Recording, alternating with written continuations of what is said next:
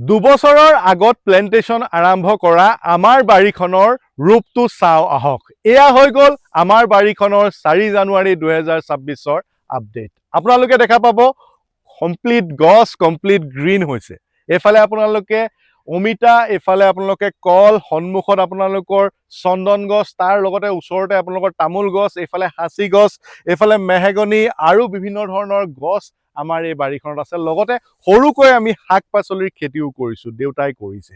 আজি এই ভিডিঅ'টো মোৰ বাৰীখনৰ ওপৰত। বহুতে বিচাৰি থাকে যে বাৰীখনৰ আপডেটটো চাব বিচাৰে, কি ধৰণৰ গছবিলাক কিমান গ্ৰথ হৈছে, কিনো হৈছেনো, কিনো কৰি আছো, এইখিনিৰ বিষয়ে জানিব বিচাৰে।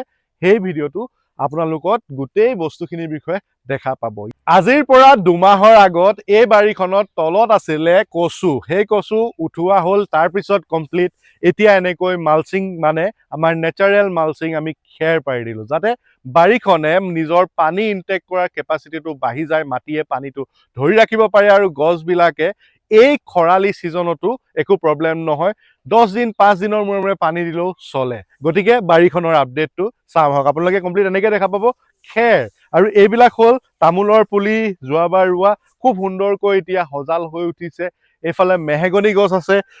আপোনালোকে আপডেটবিলাক গম পায়ে থাকে, কিন্তু আপোনালোকক মই আৰু অলপ আপডেট আৰু কৰি যাব বিচাৰিছোঁ। আমি কলগছ কাটি থাকোঁ, কাৰণ কিয়, কল আমি গাহৰিৰ বাবে ব্যৱহাৰ কৰোঁ। এয়া গাহৰিৰ বাবে কল দানালৈ যাব, কল থোকও যাব, চেনিকল থোকো যাব, তাৰ লগতে আকৌ এইফালে আপোনাৰ যি পচলা হৈছিলে কলৰ গছডালো যাবগৈ। এই মেহগনি গছবিলাক দেখিছেনে, এনেকুৱা ডাঙৰ হৈছে। যোৱাবাৰ আমি এনেকৈ, যাতে বতাহে ইহঁতক বেয়া কৰিব নোৱাৰে তাৰ বাবে এনেকৈ বাঁহ বান্ধি দিছিলোঁ, কিন্তু এইবাৰ প্ৰব্লেম নাই, এইবাৰ বাঁহ বান্ধিব নালাগে। মানে এই কামটো আমি প্ৰথম বছৰ কৰিব লগা হৈছিলে, কাৰণ কিয়, গছবিলাক বহুত বেছি লেংলেঙীয়া হৈ গৈছিলে। এই গছৰ এতিয়া গ্ৰথ আহি গ'ল, এতিয়া ইয়াক কোনো কিন্তু হিলাব নোৱাৰে। আৰু আহক, আমি মেইন বাৰীখন কৰাৰ উদ্দেশ্যটো আছিলে যে আমি ইয়াত বিচাৰিছিলোঁ যে আমাৰ গাহৰিখিনিৰ বাবে ইয়াৰ পৰা আমি দানাটো উলিয়াব পাৰোঁ। মানে কলগছ লাগিব আমাক, বা বিভিন্ন ধৰণৰ গছ, যি গছৰ পাত আমি কুকুৰাক খুৱাব পাৰোঁ, যি গছৰ পাত আমি গাহৰিক খুৱাব পাৰোঁ, সেইখিনি আমাৰ প্ৰচেষ্টা আছিলে। প্ৰথম অৱস্থাত ছাগলী থাকোঁতে ছাগলীৰ কাৰণে ভাবিছিলোঁ, কিন্তু ছাগলী থাকিলে যিহেতু ইয়াত কৰিব নোৱাৰি, বাৰীখন নহয়, গতিকে ছাগলীখিনি অঁতৰাই ইয়াত বাকী এই বাৰীখন কিন্তু সৃষ্টি কৰা হ'ল। ইয়াত আপোনালোকে দেখাই পাব, য'ত পাই জেগা, য'ত জেগা আছে তাতে আমি বিভিন্ন ধৰণৰ গছ লগাইছোঁ। এইফালে দেখিছে অমিতা লাগি আছে। অমিতা ইয়াক খাবলৈও হৈ যায়, গাহৰিৰ বাবেও হৈ যায়, বা পকিলে নিজে খাবলৈও হয়।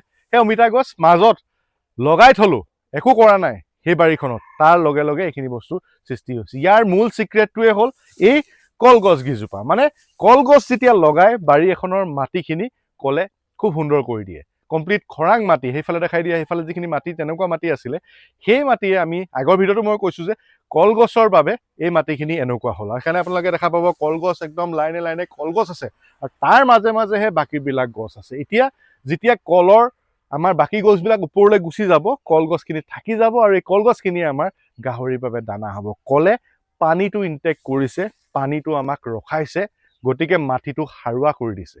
তাৰ পৰা এইফালে হৈ গ'ল মেহগনিখিনি দেখিলে, আকৌ এইফালে আহিলে আপোনালোকে আকৌ দেখা পাব মেহগনি। ইয়াত মই কোৱা নাই চব গছ হৈছে, এই গছ লগাইছিলোঁ, এই গছ নহ'ল, দেখিছেনে, এয়া গছ নহ'ল।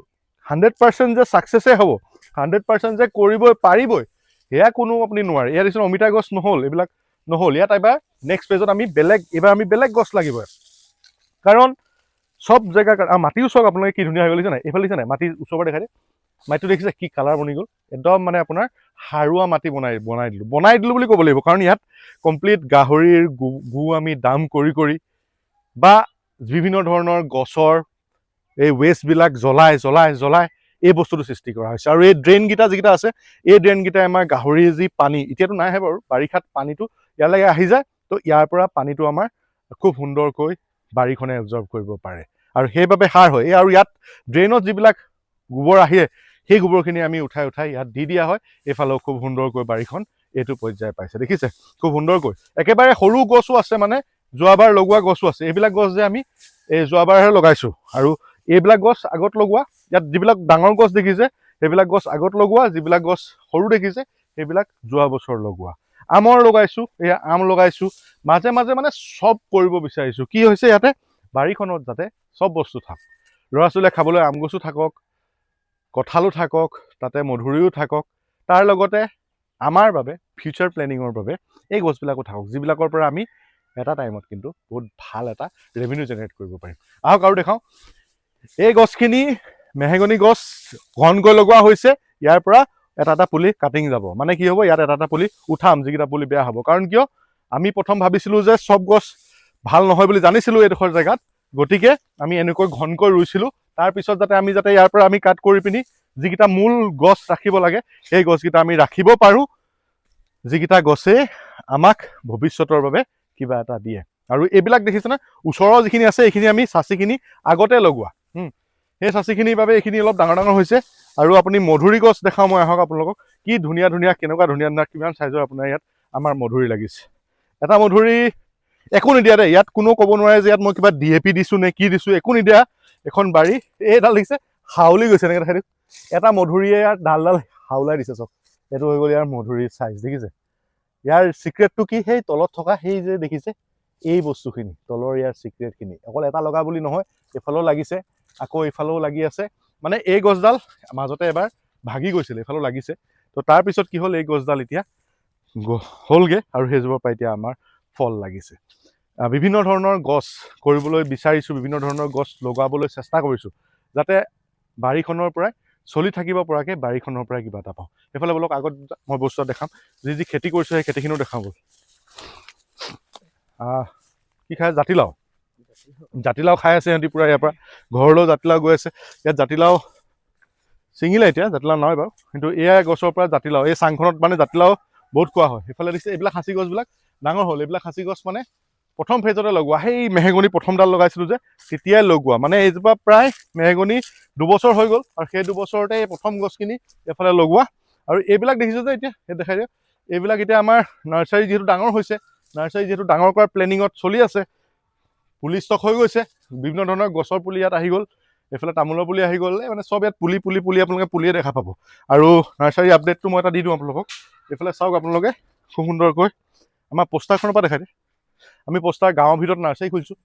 এইয়া কি পোষ্টাৰ, জীৱন আৰু সংস্থাপন নাৰ্চাৰী, দেখিছে, মথুৰাপুৰ জিলা, চৰাইদেউ, ৰঙাচন্দন, বগাচন্দন, মেহগনিৰ দৰে মূল্যৱান গছৰ পুলি পাব। কিন্তু এতিয়া গছৰ পুলি অকল গছৰ পুলি হৈ থকা নাই, এতিয়া ইয়াত বিভিন্ন ধৰণৰ ফল ফুল চব পাব। এইফালে ভিতৰত দেখাই দিয়ে, এইফালে গোলাঘাটৰ তেলিহাঁচি আছে, এইফালে মানে 12 মাহে লাগি থকা আমৰ, সেইয়া কলি লাগি থকা, জুম কৰি দেখাই দিয়ে। এইয়া আমৰ কলি লাগি আছে, দেখিছেনে, আমৰ কলি এতিয়াও লাগি আছে। তাৰপিছত ইয়াতে মানে চব পুলি আহি গ'ল। এতিয়া আমাৰ অতি সোনকালে আপোনালোকে নতুন আপডেট এটা পাব, য'ত আমাৰ চাগে নাৰ্চাৰী আপোনালোকে ফেজ এটা দেখা পাব। আৰু যিহেতু এইফালে আৰু এইফালে দেখাওঁ, পুলি অকল এইখিনিয়ে নহয়, পুলি এইফালেও পুলি। এতিয়াতো ধান ৰ'দত দি থকা হৈছে, এয়া পুলি। এইফালে হেৰি কি কাৰণে কৰিছে মই কৈ দিছোঁ আপোনালোকক। এয়া দেখিছে নিমপাত, কুকুৰাৰ বাবে, কুকুৰাৰ দানাৰ লগত মিক্স কৰি খুৱাবলৈ নিমপাত এইফালে হেৰি কৰি থোৱা হৈছে। এইফালে ধান মেলি থৈছে। এইবোৰ সাঁচি পুলি, এইখিনি মানে ডাইৰেক্ট এতিয়া নাৰ্চাৰীলৈ যাব যে, মানে য'ত আউটলেটটোলৈ যাব, তো তাতে মানে এইখিনি ৰেডি কৰি পূৰা হেৰি কৰি থোৱা হৈছে, এইখিনি গুচি যাব। এইফালে আছে পুলি, এইফালে পুলি ভৰ্তি হৈ আছে পুলি, মানে পুলি আমি ৰাখিহে যোৱা নিচিনা হৈছে, বিক্ৰীটো হৈ আছে। তাৰপিছত এইফালে দেখিছেনে পুলি, এইফালে ভৰ্তি, এইফালে পুলি, পূৰা পুলি ইয়াত গোটেই ভৰ্তি কৰি থৈছোঁ। আৰু ইয়াতে গোটেই বনোৱা মেলোৱা ইয়াতে চলি থাকে সিহঁতৰ।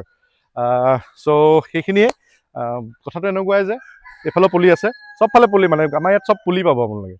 আৰু হেপী বাৰ্থডে এখন লাগি আছে ন এইখন।